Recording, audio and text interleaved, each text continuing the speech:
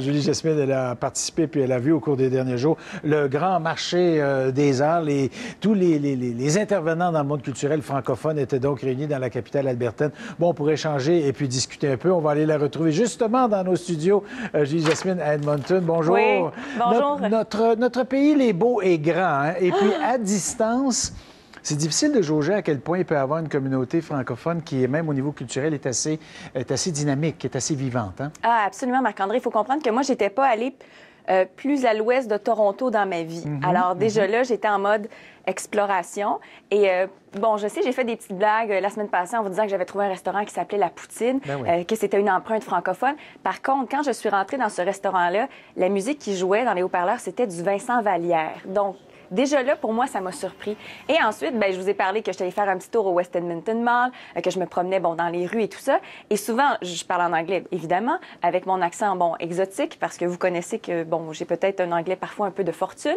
Et les gens, souvent, changeaient tout de suite au français en me disant « Ma mère est franco-albertaine, mes grands-parents l'étaient ou le sont. » Et ça m'est arrivé à peu près 3-4 reprises comme ça que les gens ici, rapidement, avaient envie de parler le français, étaient heureux de le faire. Donc, juste à la base, dans la rue, de prendre conscience de cette culture francophone-là, moi, j'ai vraiment été complètement surprise. Et évidemment, il y avait ce grand marché des arts. Donc ça s'est traduit aussi à travers, justement, la culture, les arts, la musique et tout. Bon, vous en voyez beaucoup de ces arts et de ces spectacles. Avez-vous eu des coups de cœur en fin de semaine ou au cours des derniers jours? J'en ai eu, Marc-André, là, mon cœur a battu très fort, notamment pour le spectacle de Mystère Valère, la grande visite du Québec qui est venue ici à Edmonton. Et il faut savoir une chose, c'est que je n'aurais pas pu vivre ce genre de concert-là à Montréal ou au Québec parce que j'étais, et d'ailleurs on vous montre des images, à peu près une dizaine de pieds des gars de Mystère Valère.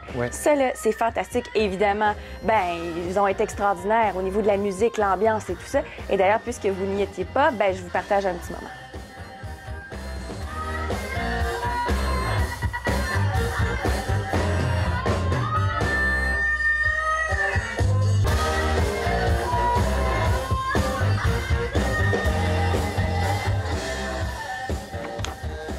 Et tout juste avant, il y avait le spectacle d'Alexandre Desilets. Alexandre Desilets, lui aussi, qui était dans la délégation québécoise, si je peux dire ça ainsi. Et je l'ai rencontré tout juste après son spectacle. Et il m'a dit quelque chose de très intéressant. C'est que les gens ici avaient soif et avaient faim de musique francophone et ça se sentait.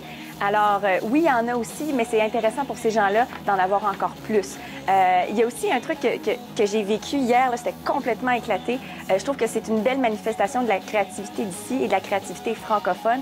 Ça s'appelle The Elevator Project. C'est du théâtre dans un ascenseur. Imaginez, vous embarquez dans l'ascenseur, c'est une courte pièce de théâtre, ça dure à peu près 5 à 7 minutes, pas vraiment plus. Et on arrête entre les étages pour sortir et pour vivre la pièce avec les comédiens. Donc, il y a vraiment une proximité vraiment particulière. Et ça, je vous le dis, Marc-André, j'avais jamais vécu ça de ma vie. Ça semble être des relents du Fringe un petit peu, parce qu'Edmonton a un grand festival de théâtre Fringe. Alors, il y en a peut-être qui sont inspirés de tout ça. Maintenant, bon, il y a des Québécois qui visitent, mais quand vous êtes là également, vous avez vu des jeunes, des aspirants, des gens qui font peut-être d'autres métiers et qui montent sur les planches à l'occasion les week-ends. Et ça permet de découvrir également peut-être des nouveaux talents. Absolument. Je vais vous parler de Karima. Je vous en avais déjà glissé un mot.